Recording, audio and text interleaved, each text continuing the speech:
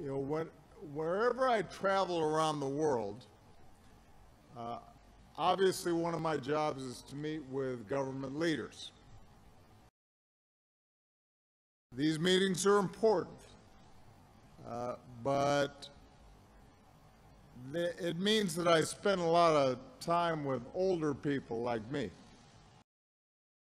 One of my favorite parts of the trips I take overseas is to get out of the government offices and to spend time with young people like you.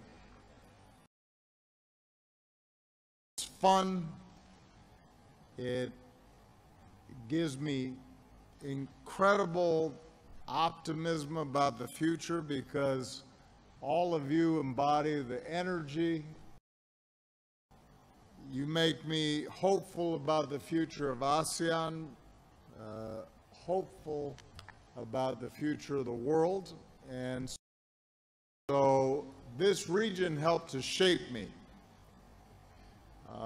It is also why I really like the food. We're pursuing the Trans-Pacific Partnership to grow our economies and to support jobs in our countries. Together, we're promoting peace and encouraging sustainable development. But government and businesses are only part of the equation. If we're going to meet all of these challenges, we also have to build strong relationships between our people, and especially between young people like you and young people in other ASEAN countries. Keep in mind that here in Vietnam, 2/3 of you were born after 1975. As I often say to young Americans back home, your generation can look at the world with fresh eyes. Technology and social media, you're the most connected generation in history.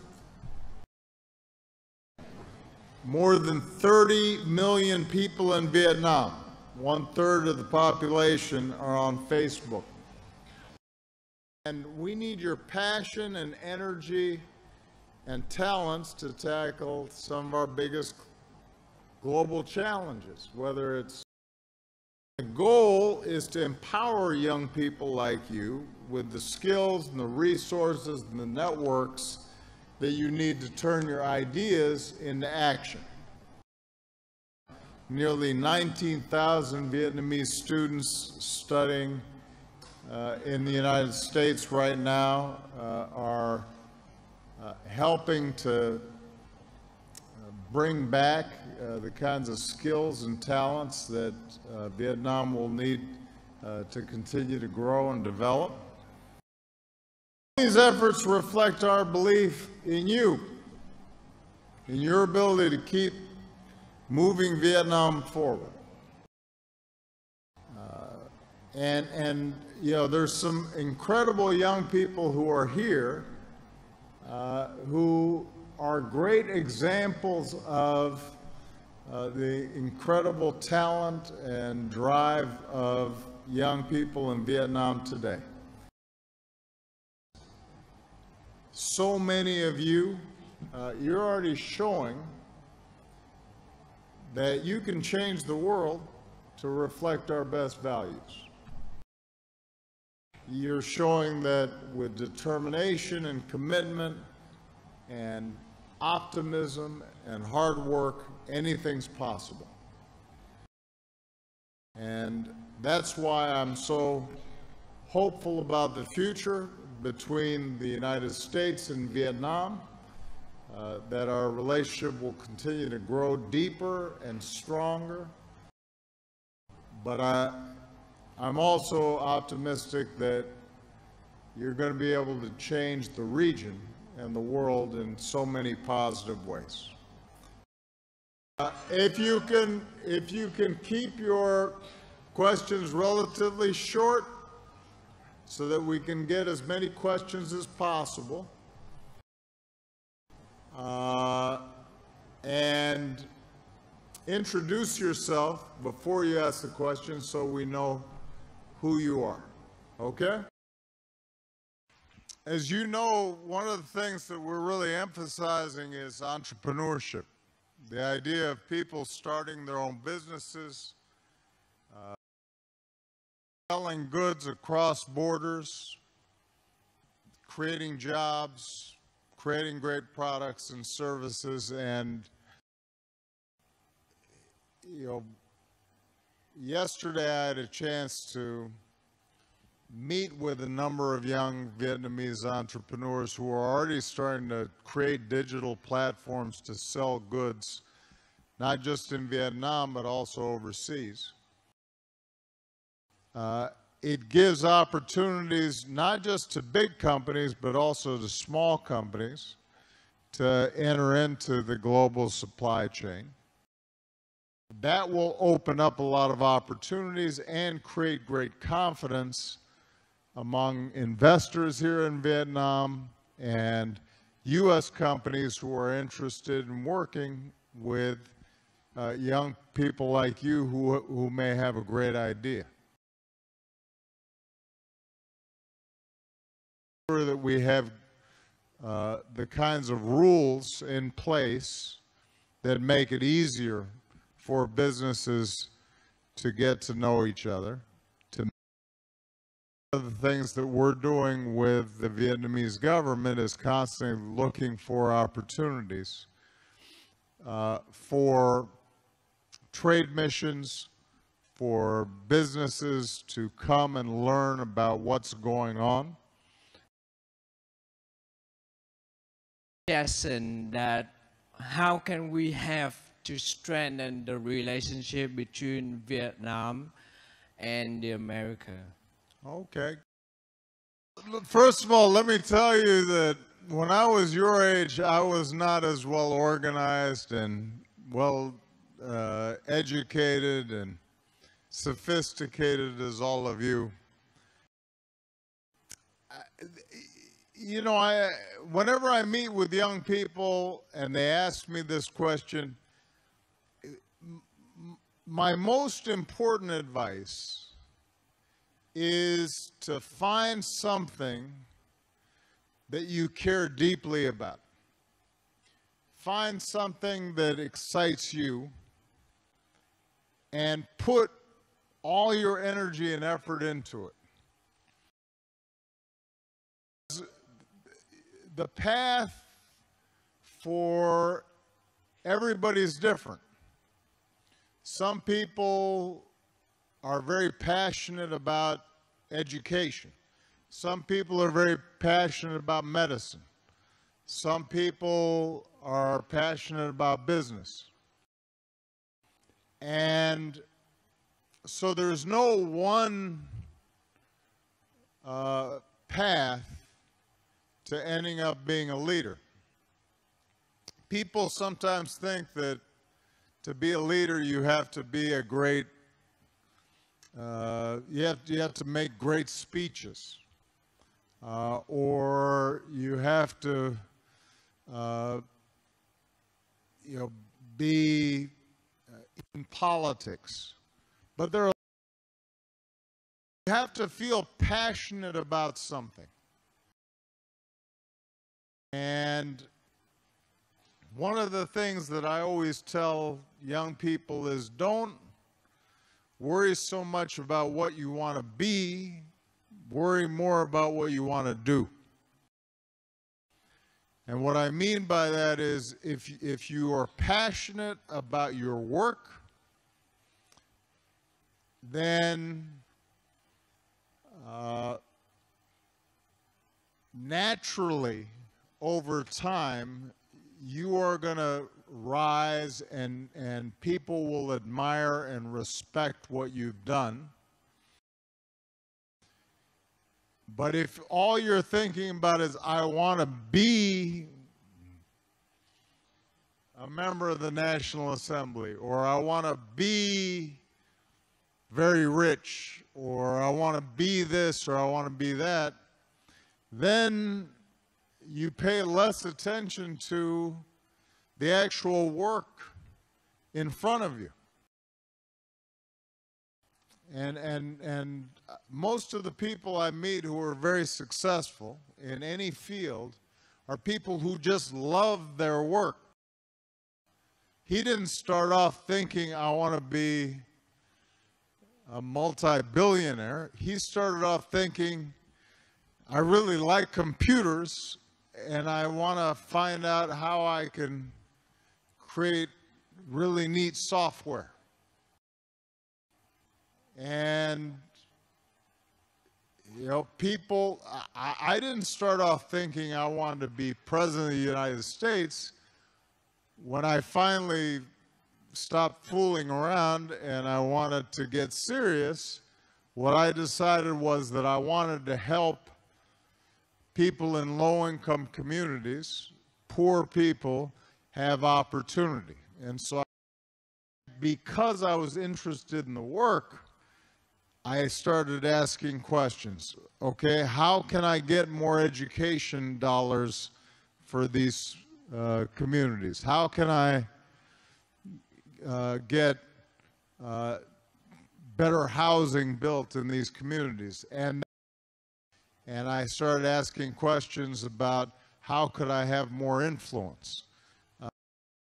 That's what led me into politics. But I didn't start off saying I want to be president. I started off saying I wanted to help these people. Decide what it is that you care about deeply, and then put everything you have into doing that.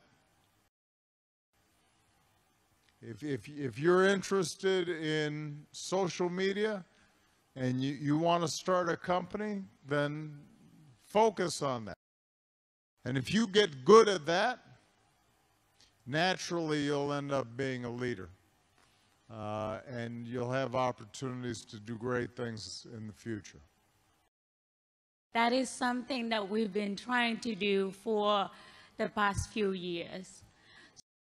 My question for you is that because Sơn Đông is not just belong to Vietnam, it is a world heritage.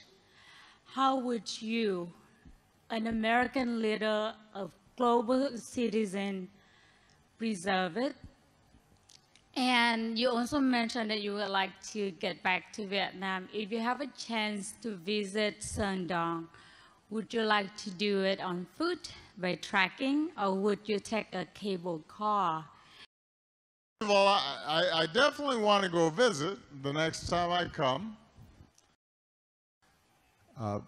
But I do think that one of the great things about your generation is that you're already much more conscious about the environment than my generation was or previous generations were.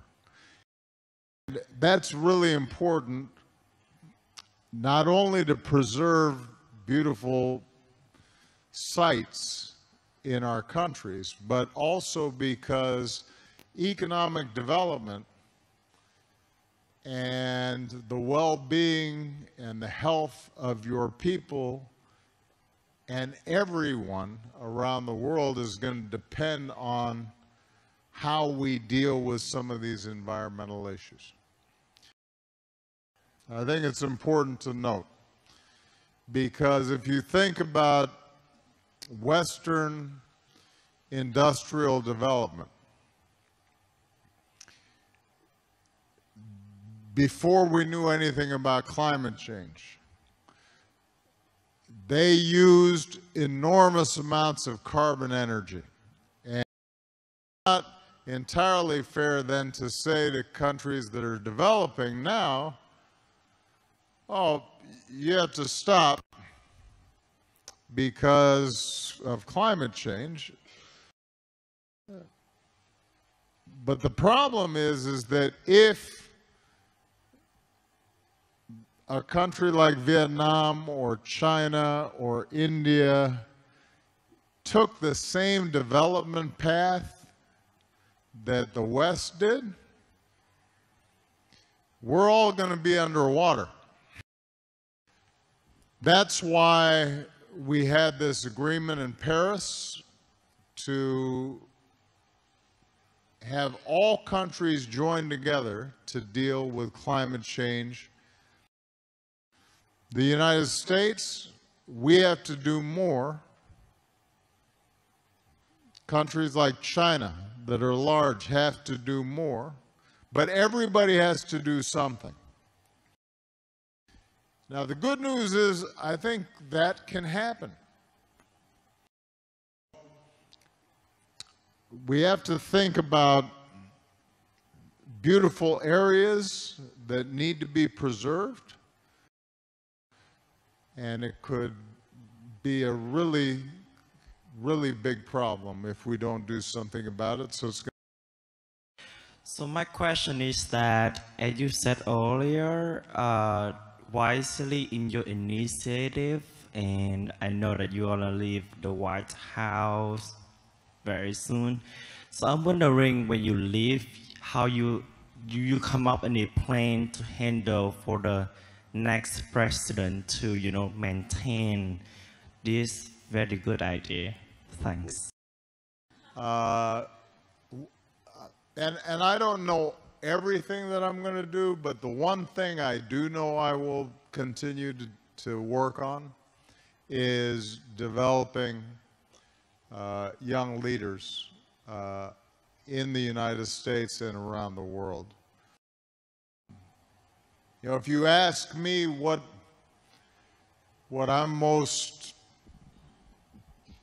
excited about in terms of my legacy 20 years from now, I would feel really good if I see 10,000 or 20,000 or 50,000 young leaders who are now taking over governments and businesses and nonprofit organizations,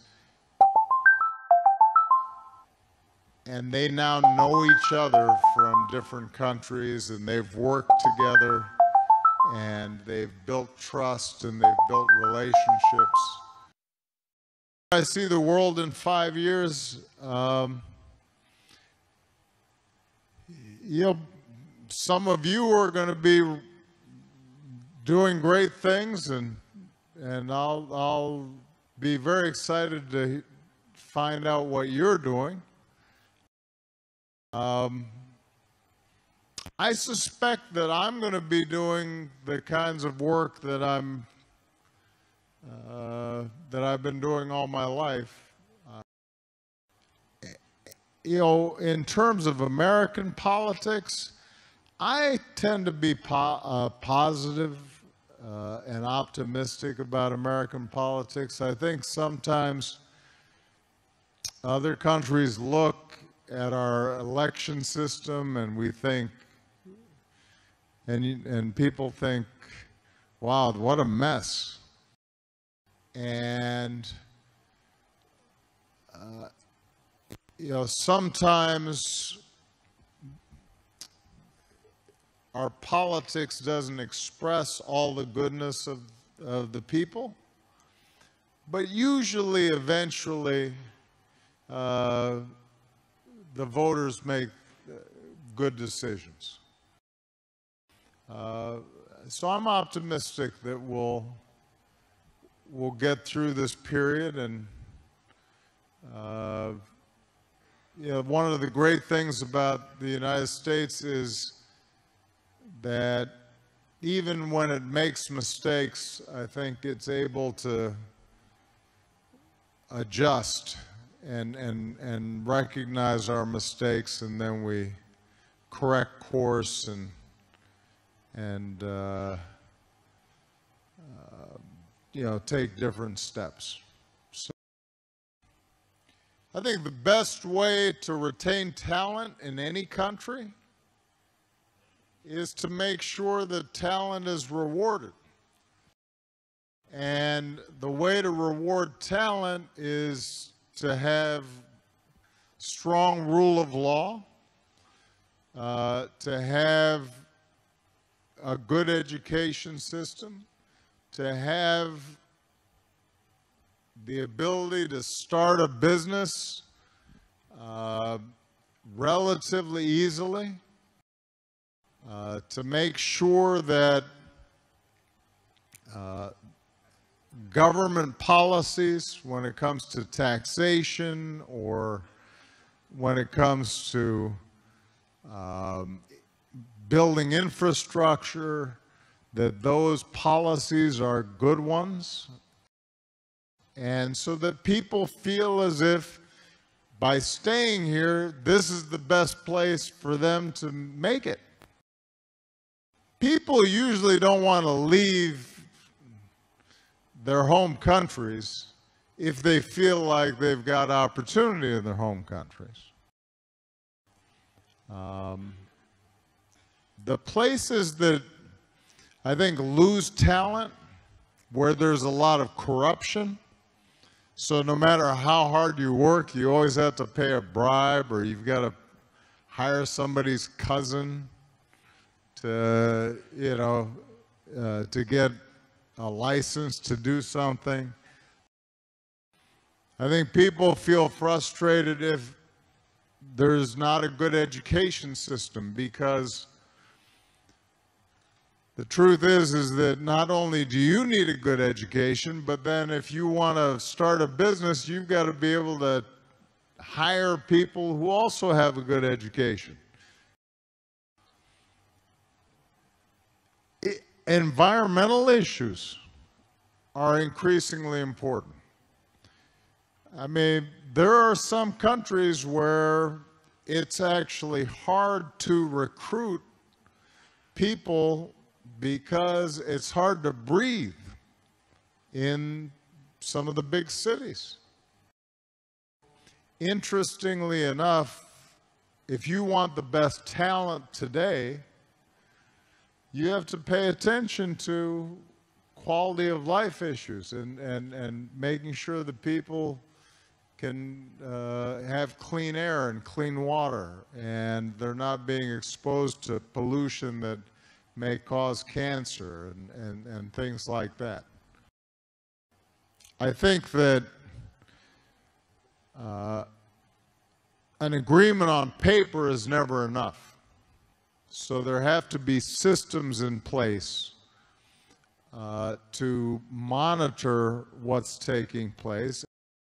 Last thing I'll say, though, is one of the best ways for us to reduce human trafficking is to provide more opportunity for people, particularly in rural areas throughout Southeast Asia.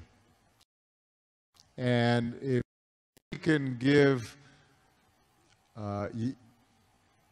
young people in villages a chance to make a living and get an education, and if we particularly focus on women and girls. And as I got older, I realized that instead of worrying about the father who wasn't there, I should worry more about what can I do and take more responsibility for my own life. And that led me to start studying more, and it led me to start thinking about social issues more. One of the things that I've learned about being a leader is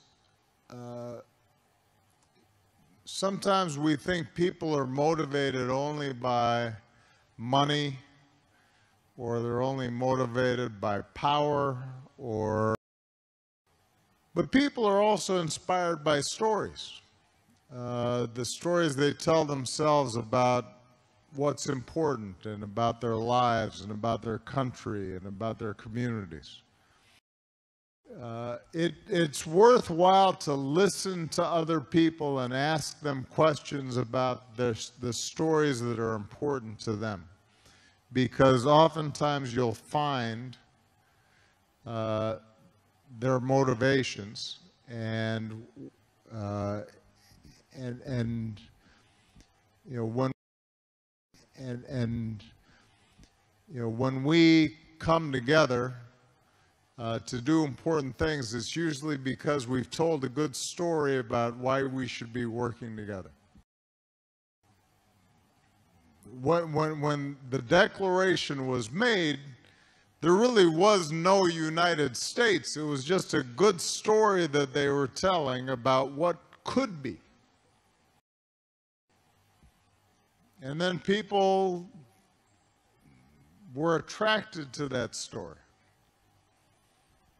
And it led to independence, and it led to immigrants from around the world who wanted that vision for themselves. So, yeah, the stories we tell each other are very, very important. And one of the most important things about art is it teaches you to not just think about yourself, but it puts you in the head of other people. The central question in this election is really what kind of country we want to be and what kind of future we'll build together. First, we have to build an economy that works for everyone, not just those at the top. That means we need new jobs, good jobs, with rising incomes. I want us to invest in you. I want us to invest in your future. That means jobs in infrastructure, in advanced manufacturing, in innovation and technology, clean renewable energy, and small business, because most of the new jobs will come from small business. We also have to make the economy fairer. I also want to see more companies do profit sharing. If you help create the profits, you should be able to share in them, not just the executives at the top. And I want us to do more to support people who are struggling to balance family and work. I've heard from so many of you about the difficult choices you face and the stresses that you're under. We're going to have a debate where we are talking about the important issues facing our country. You have to judge us. Who can shoulder the immense, awesome responsibilities of the presidency? Our jobs are fleeing the country. They're going to Mexico. They're going to many other countries. You look at what China is doing to our country in terms of making our product. They're devaluing their currency, and there's nobody in our government to fight them. They're using our country as a piggy bank to rebuild China, and many other countries are doing the same thing. So we're losing our good jobs, so many of them. You look at what's happening in Mexico. A friend of mine who builds plants said it's the eighth wonder of the world. They're built, and we can't allow it to happen anymore. As far as but we have to stop our jobs from being stolen from us. We have to stop our companies from leaving the United States. And so many, hundreds and hundreds of companies are doing this. We cannot let it happen. Under my plan, I'll be reducing taxes tremendously from 35% to 15% for companies, small and big businesses. It's going to be a beautiful thing to watch. Companies will come, they will build, they will expand, new companies will start to renegotiate our trade deals, and we have to stop these countries from stealing our companies and our jobs. Well, I think that trade is an important issue. Of course, we are 5% of the world's population. We have to trade with the other 95%. And we need to have smart, fair trade deals. I call it trumped up trickle down, because that's exactly what it would be. That is not how we grow the economy. We just have a different view about what's best for growing the economy, how we make investments that will actually produce jobs and rising incomes. You know, Donald was very fortunate in his life, and that's all to his benefit. He started his business with $14 million borrowed from his father. I have a different experience. My father was a small businessman. He worked really hard. And so what I believe is the more we can do for the middle class, the more we can invest in you, your education, your skills, your future, the better we will be off and the better we'll grow. That's the kind of economy I want us to see again. Let me creating 25 million jobs, and you've promised to bring back millions of jobs for Americans. How are we going to bring back the industries that have left this country for cheaper labor overseas? How specific?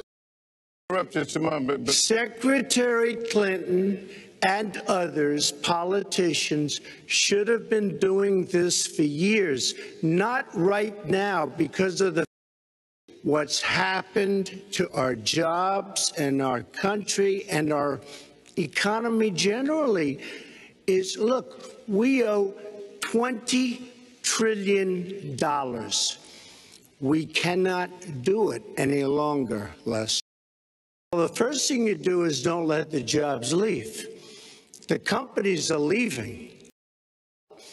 But if you think you're going to make your air conditioners or your cars or your cookies or whatever you make and bring them into our country without a tax, you're wrong. Let's stop for a second and remember where we were 8 years ago.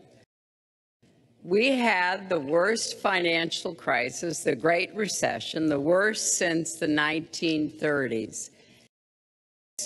Gee, I hope it does collapse, because then I can go in and buy some and make some money. Well, it did. 9 million people lost their jobs, 5 million people lost their homes, and $13 trillion in family wealth was wiped out. We will have 10 million more new jobs because we will be making investments where we can grow the economy. We can deploy 500 million more solar panels. We can have enough clean energy to power every home. We can build a new modern electric grid. That's a lot of jobs. That's a lot of new economic activity. So I've tried to be very specific about what we can and should do, and I am determined that we're going to get the economy really moving again. We invested in a solar company, our country. That was a disaster. They lost plenty of money on that one. So I will tell you this, we have to do a much better job at keeping our jobs. And we have to do a much better job at giving companies incentive to build new companies or to expand. Because I will bring back jobs. You can't bring back jobs. Well, actually, will they create jobs in America? Will they raise incomes in America? And are they good for our national security? Secretary of State, we actually increased American exports globally 30%. We increased them to China 50%. I know how to really work to get new jobs and to get exports that help to create more new jobs. NAFTA is the worst trade deal maybe ever signed anywhere, but certainly ever signed in this country. And Different views about what's good for our country, our economy, and our leadership in the world. And I think it's important to look at what we need to do to get the economy going again. That's why my tax cut is the biggest since Ronald Reagan. I'm very proud of it. It will create tremendous numbers of new jobs. But you have regulations on top of regulations, and new companies cannot form, and old companies are going out of business, and they're calling for major jobs because the wealthy are going to create tremendous jobs. They're going to expand their companies. They're going to do a tremendous job. a lot of really smart, wealthy people know that. And they are saying, hey, we need to do more to make the contributions we should be making to rebuild the middle class. I think building the middle class, investing in the middle class, making college debt-free so more young people can get their education.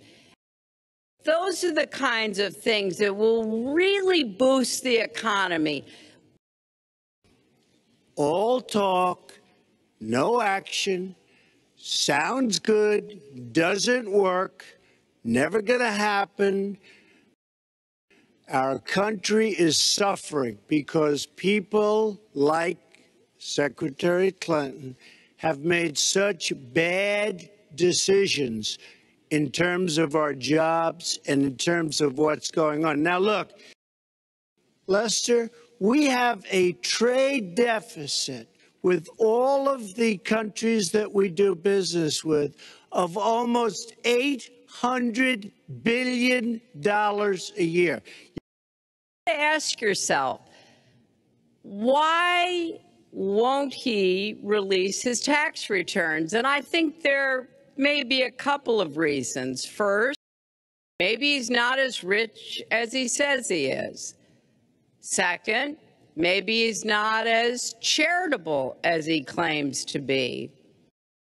Third, we don't know all of his business dealings, but we have been told through investigative reporting that he owes about $650 million to Wall Street and foreign banks. Or maybe he doesn't want the American people, all of you watching tonight, to know that he's paid nothing in federal taxes. Zero. That means zero for troops, zero for vets, zero for schools or health. And I think probably he's not all that enthusiastic about having the rest of our country see what the real reasons are, because it must be something really important, even terrible, that he's trying to hide. And it just seems to me that this is something that the American people deserve to see. And, well, he owes you the answers to that, and he should provide them.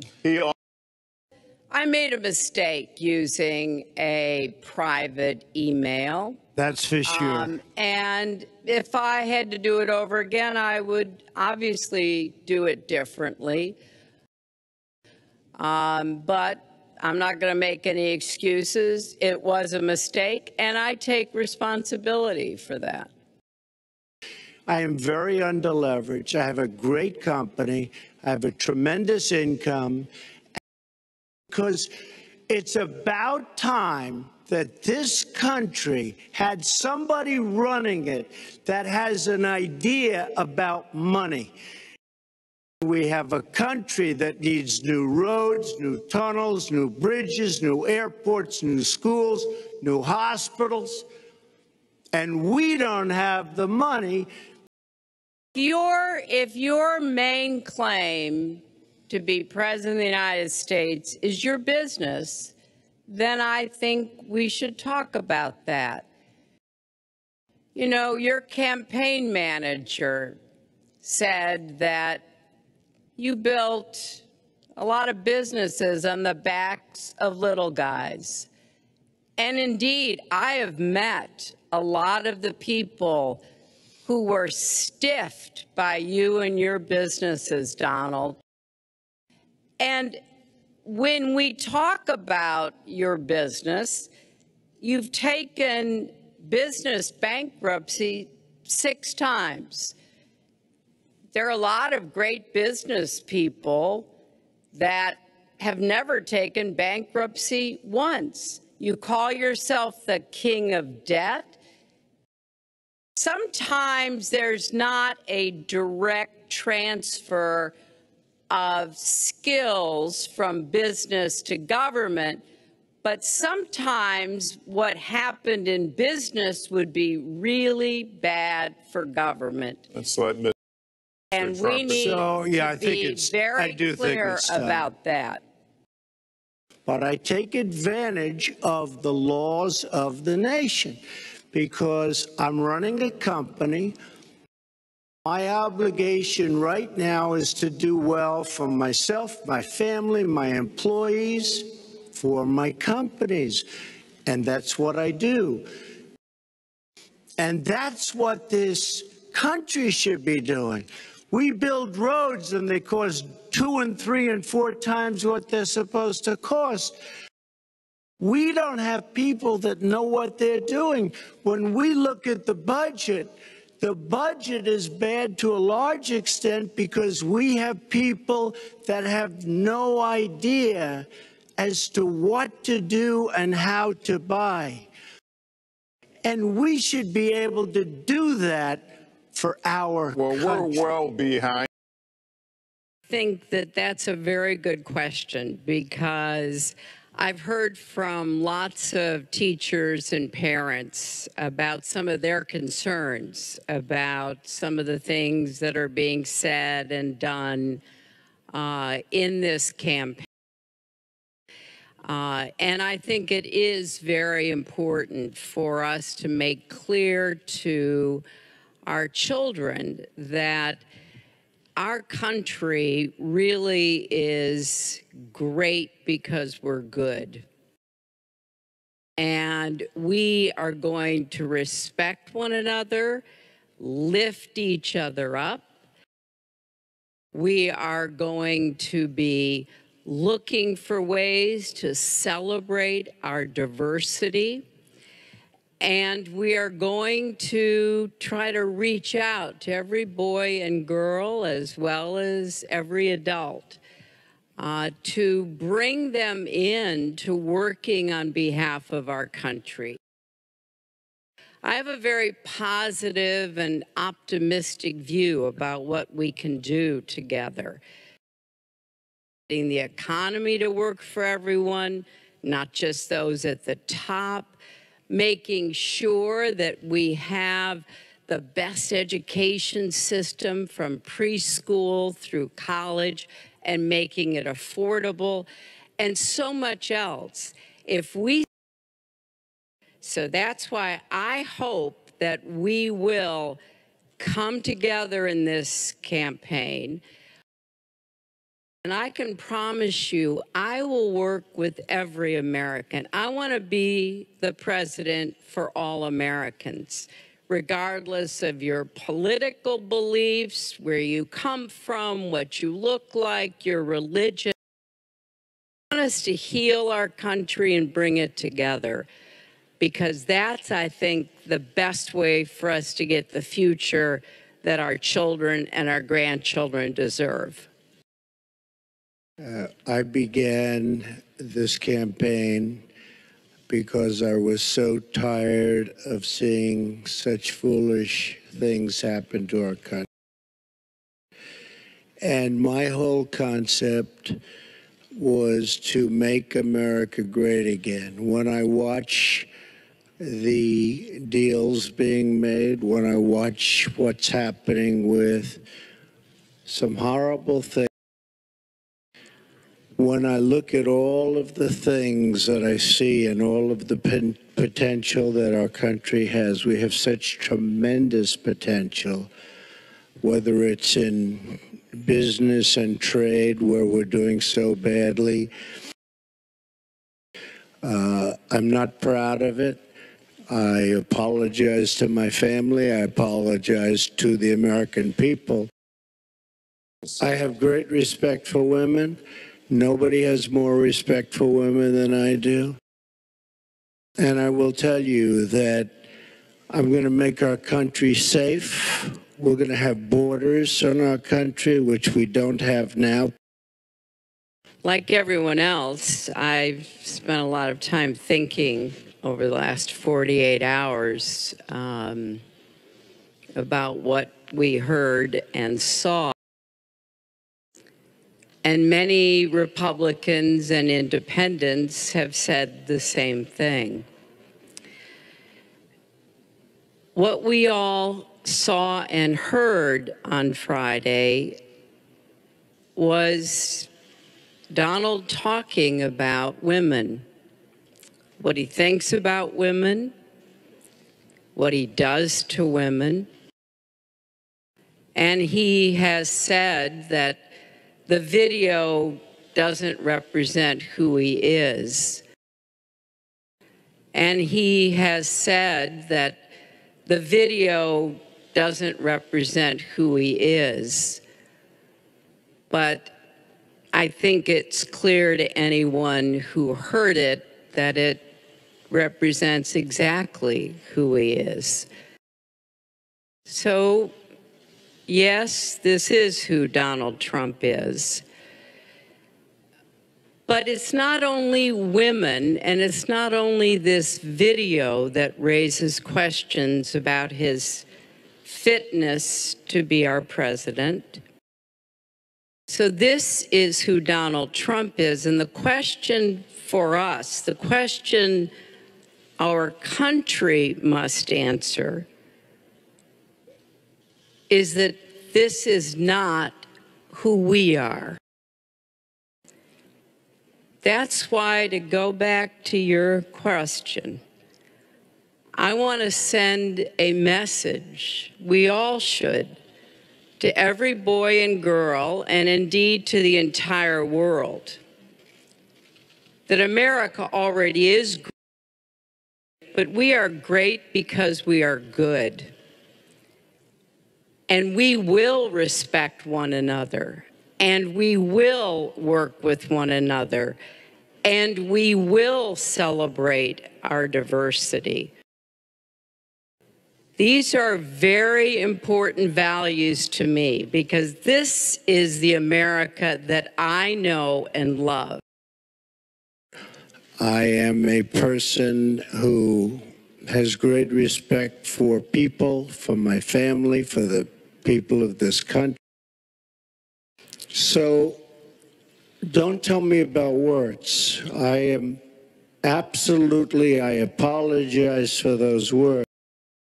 Well, first, let me start by saying that so much of what he's just said is not right, but he gets to run his campaign any way he chooses. He gets to decide what he wants to talk about. If this were just about one video, maybe what he's saying tonight would be understandable. But everyone can draw their own conclusions at this point about whether or not the man in the video or the man on the stage respects women. But he never apologizes for anything to anyone. He never apologized to the reporter that he mimicked and mocked on national television, and our children were watching. But when you talk about apology, I think the one that you should really be apologizing for, and the thing that you should be apologizing for, are the 33,000 emails that you deleted. I didn't think I'd say this, but I'm going to say it, and I hate to say it. When I speak, I go out and speak. The people of this country are furious. Everything he just said is absolutely false, but I'm not surprised. Really? Never get to talk about anything I want to do and how we're going to really make lives better for people. We want to remind the audience to please not talk out loud. Please do not applaud. You're just... That was a mistake, and I take responsibility for using a personal email account. I'm not making any excuses. It was a mistake, and I am very sorry about that.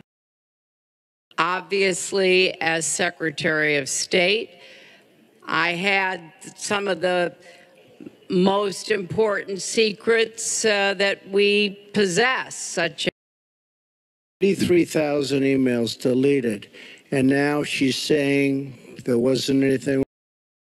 You should be ashamed of yourself, what you did.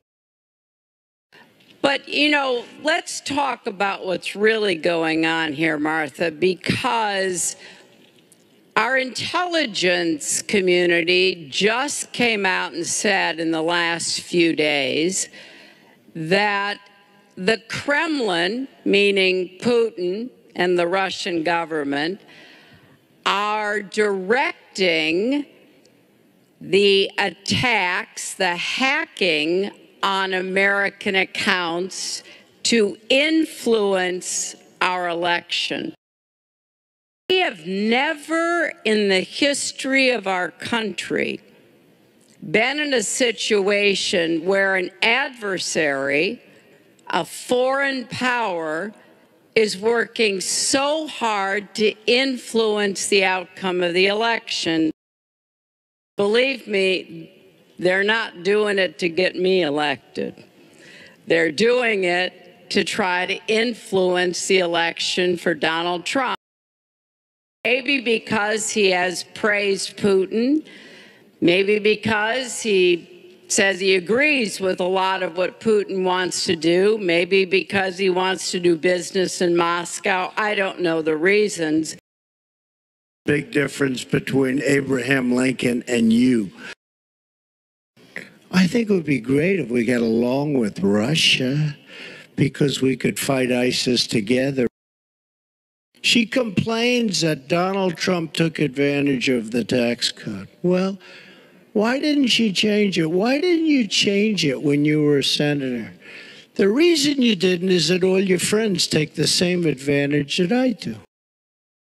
She's raising your taxes really high, and what that's going to do is a disaster for the country. And a lot of it has to do with the fact that our taxes are so high, just about the highest in the world.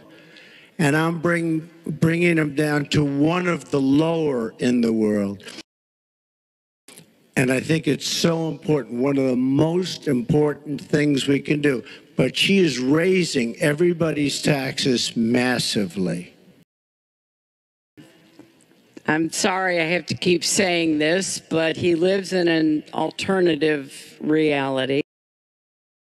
His plan will give the wealthy and corporations the biggest tax cuts they've ever had. I want to have a tax on people who are making $1 million. Because I want to invest in you. I want to invest in hardworking families. That's why. See, I understand the tax code better than anybody that's ever run for president.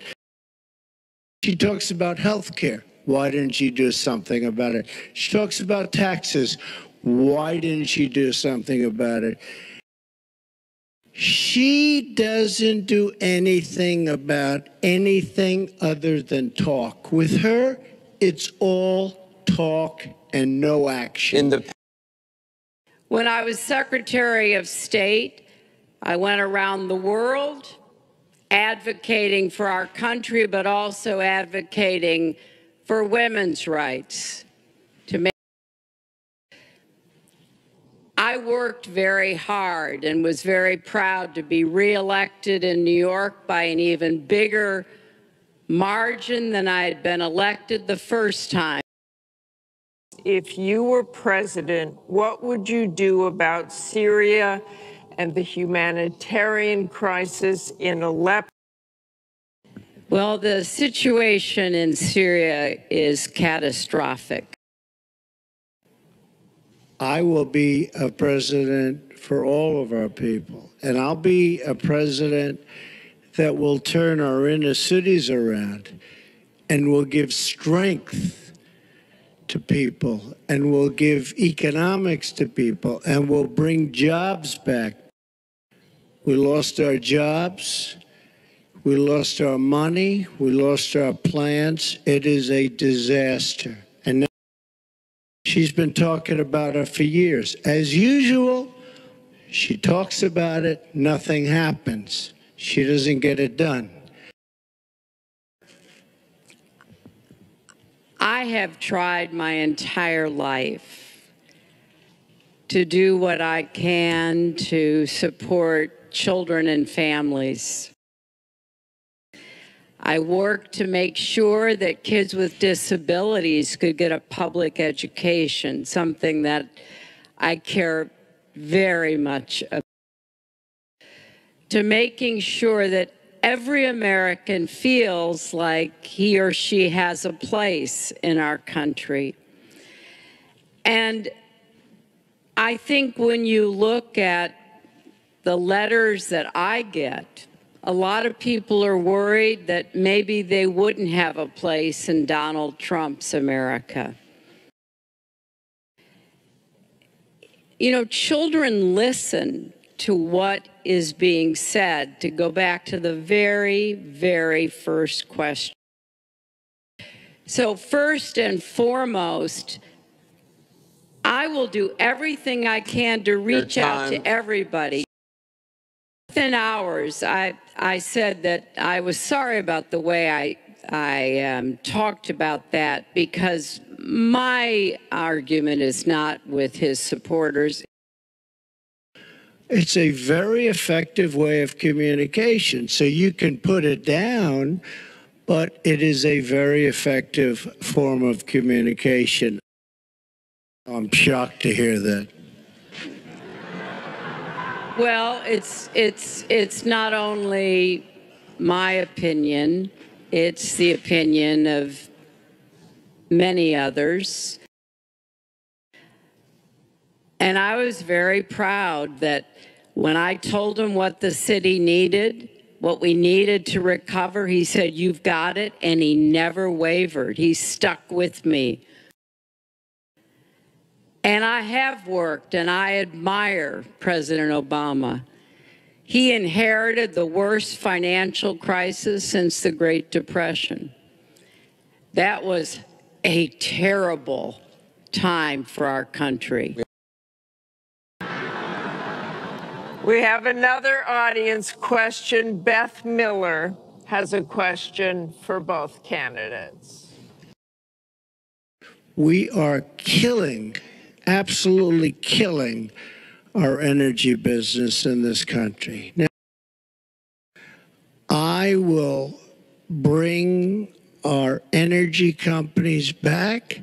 They'll be able to compete. They'll make money. They'll pay off our national debt.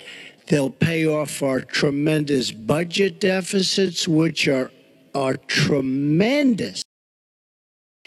And I support moving toward more clean, renewable energy as quickly as we can, because I think we can be the 21st century clean energy superpower and create millions of new jobs and businesses.